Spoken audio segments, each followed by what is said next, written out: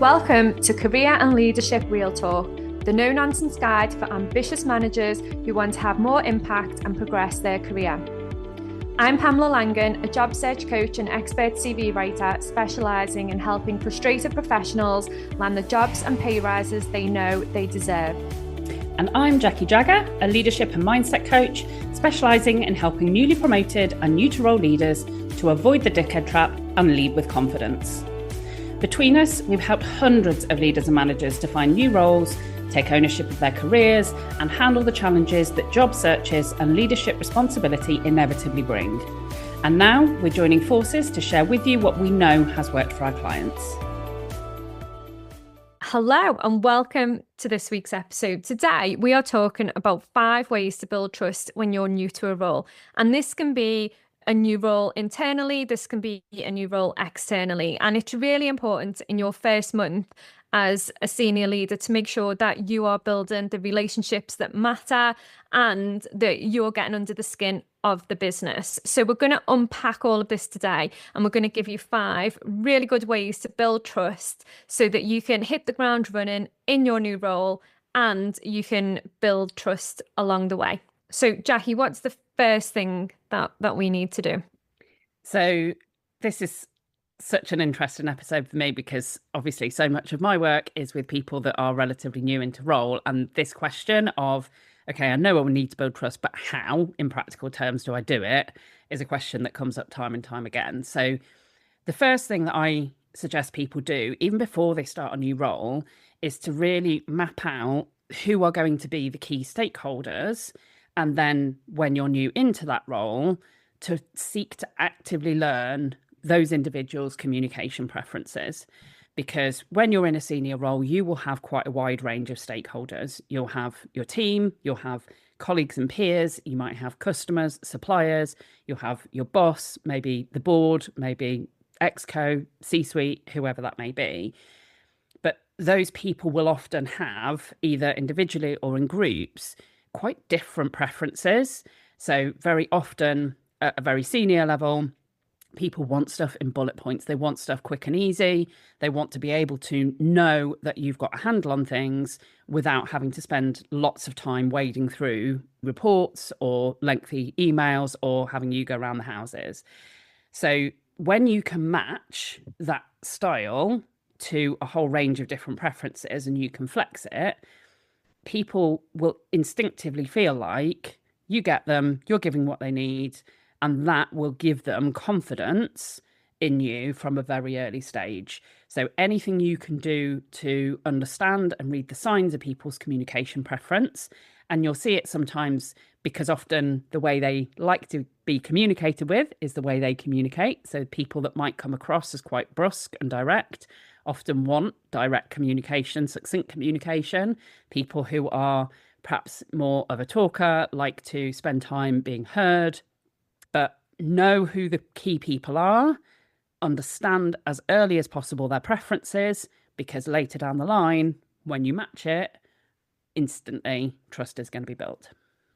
Yeah, I think that's a really good point on the communication preferences, because you meet new people, don't you, within the business, and you're trying to work them out and you're trying to build those relationships with them. But I think the communication preferences aren't always front of mind. It's just more about how can I build a relationship with this person rather than how can I communicate effectively from the start with this person. And I think when you switch it around, it's a very small tweak, isn't it, to how you start building those relationships, but it makes all the difference. I think because when you go into a new role, whether you move to a new organisation or you get promoted, you're exposed to a wider range of stakeholders, to different stakeholders. And often the instinct is to try and prove yourself, to try and demonstrate your credibility so that they have belief in you and they trust you.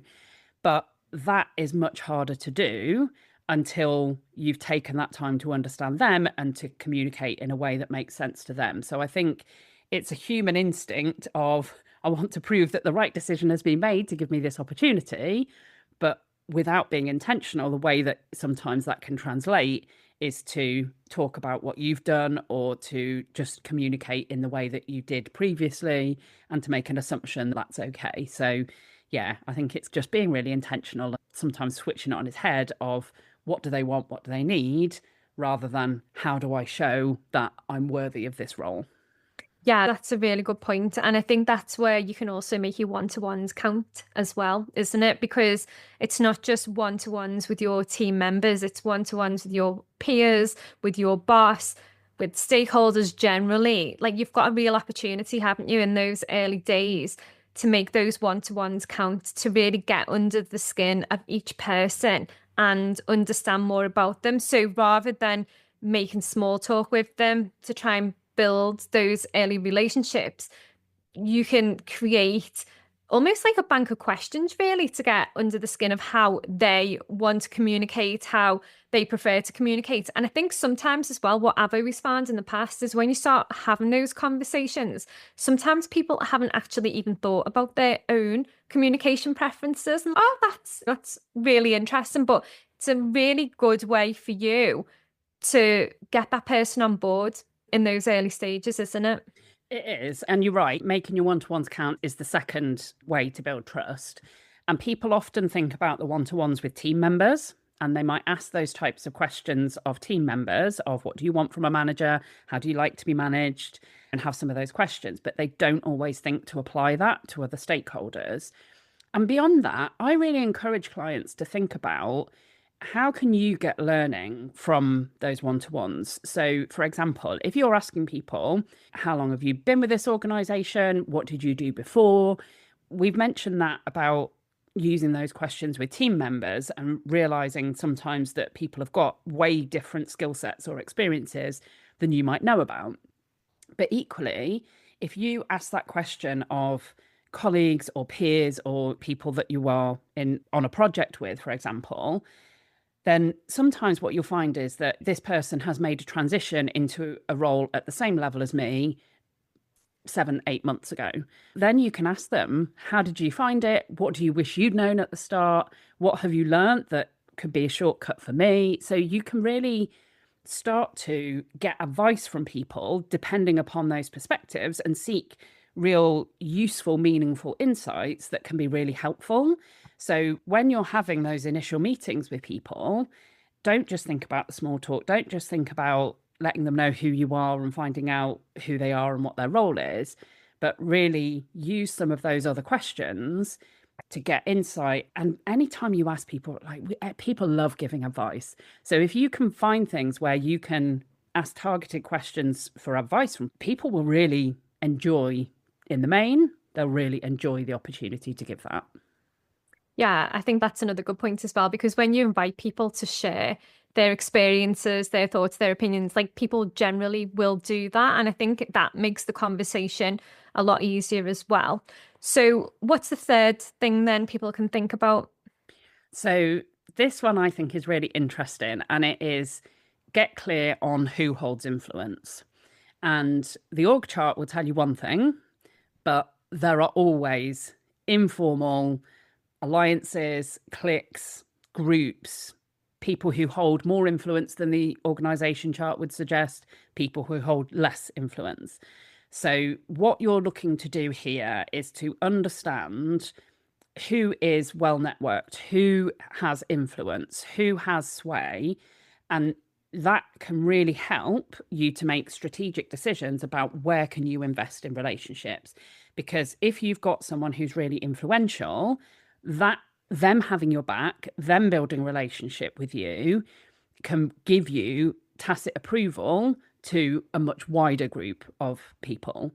And that can really help in the first 12 months to have points that are listened to. And again, you can seek out advice from those people, you can seek out their perspectives, and you can be fairly confident that if they're saying something and you know that they have a lot of influence, that actually if you hit the things that are going to work for them, that those are probably going to gain approval more quickly than if you're going counter to what they would want or hope for or accept.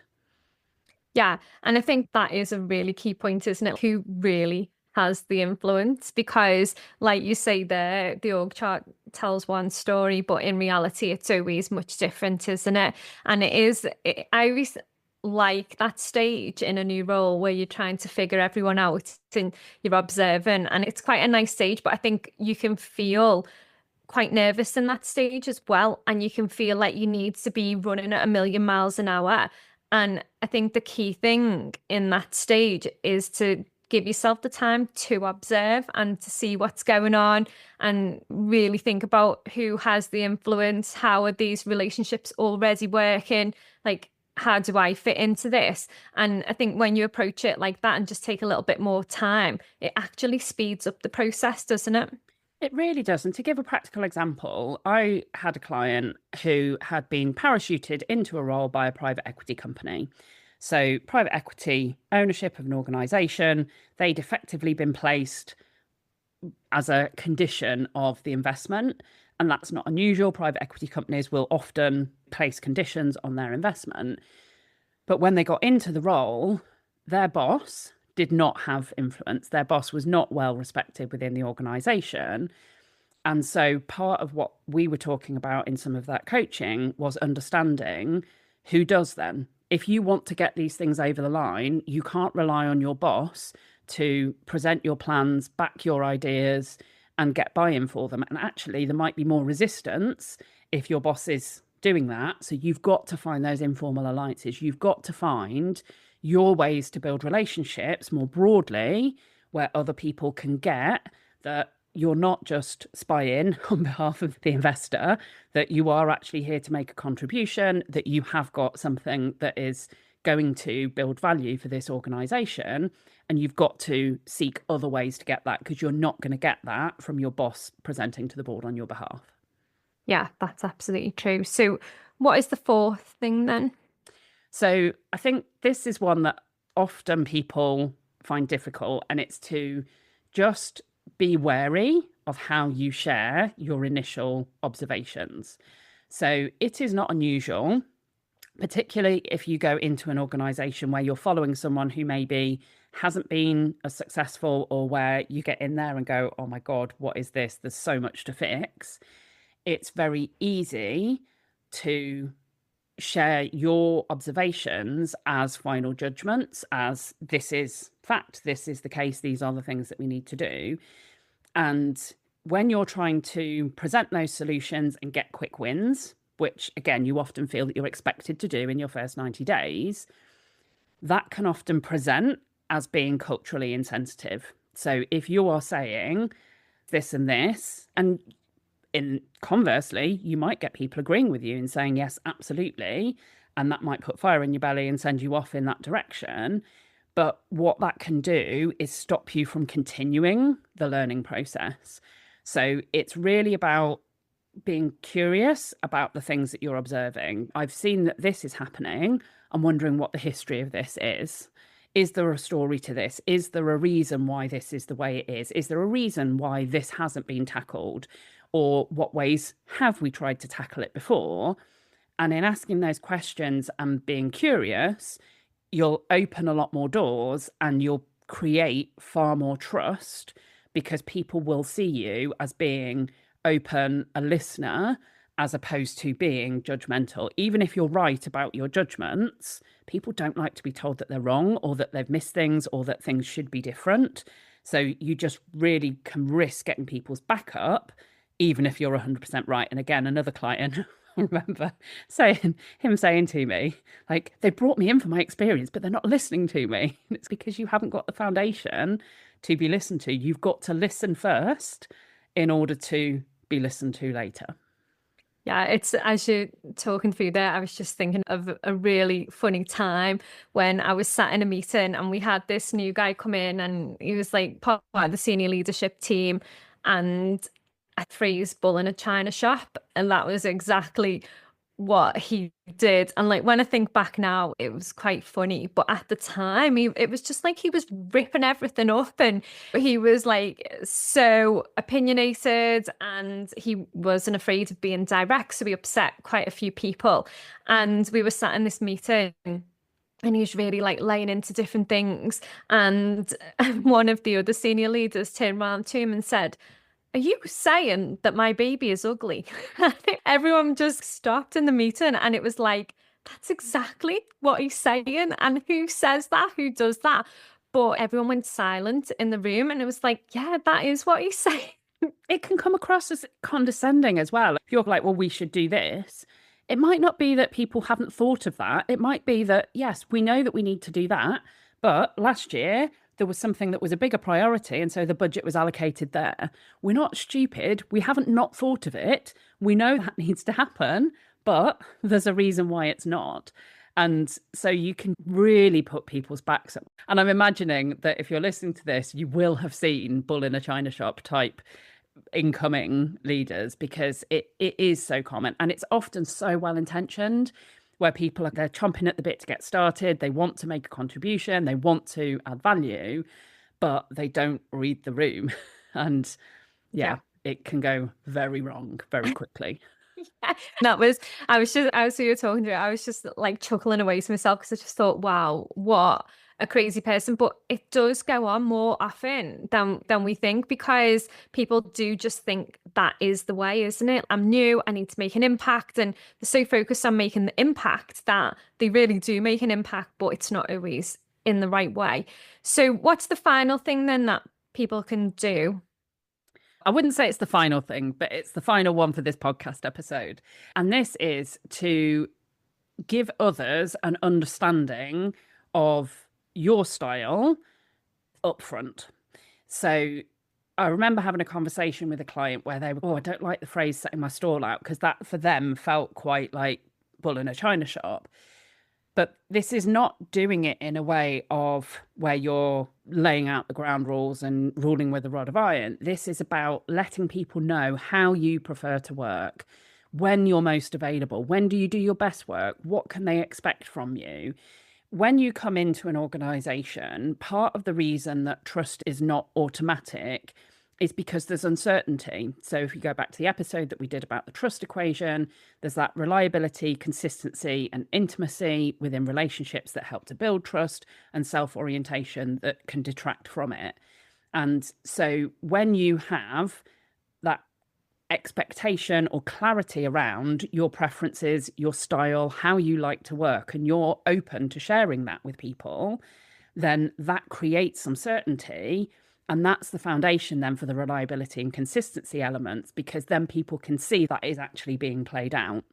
If what you're doing is going in and trying to fit in with other norms rather than being clear about your own preferences, then you're making that really hard for yourself, that you're constantly trying to adapt, but you're also not making it clear for others around you what your preferences are. So in the way that you will hopefully be adapting to their communication preferences, this can be a way to allow people to understand yours.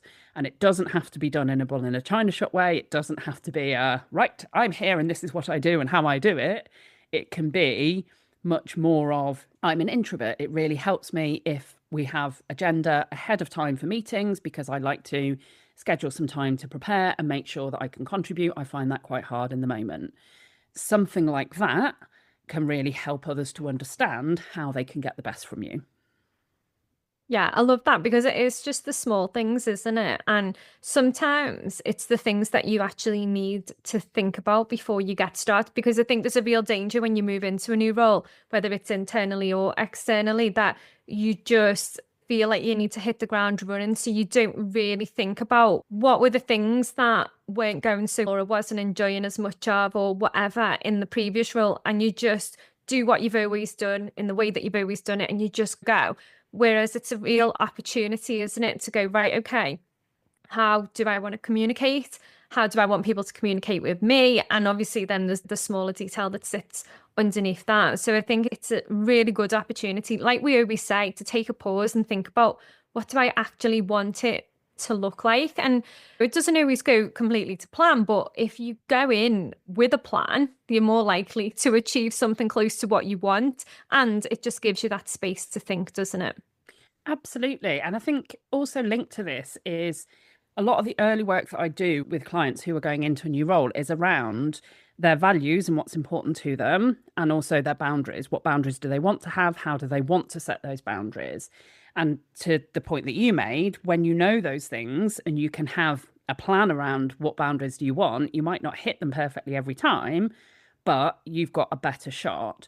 And so I think the reason sometimes that this doesn't happen is sometimes you don't create them for yourself. You don't have that awareness of, how do I want to operate in this role? How do I want to have the boundaries?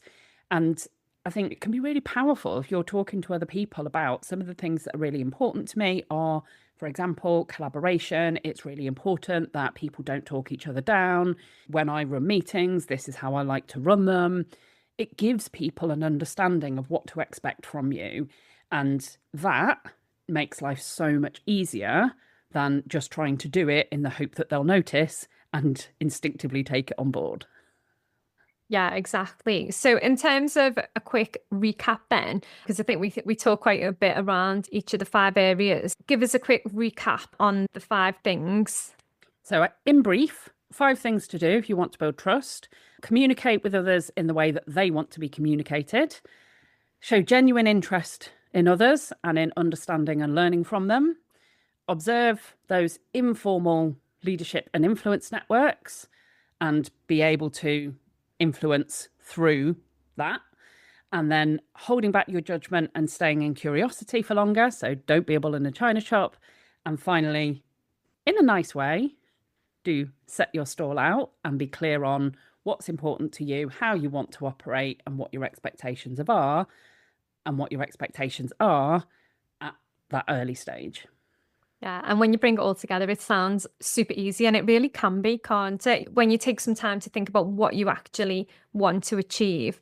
And if you are starting a new role or you're in a new role and you're thinking, I could really use some support with this because it hasn't gone to plan, or it's feeling a little bit difficult or a little bit challenging, or whatever it feels like for you, then get in touch, because first 90 days is what Jackie does best. The support that she can give to leaders of all levels in new roles is unbelievable, and the results she's had are absolutely outstanding. So if you've been listening to this and you're thinking, I need some support, then get in touch and we'll be able to share all of the different options of how you can work with Jackie around this.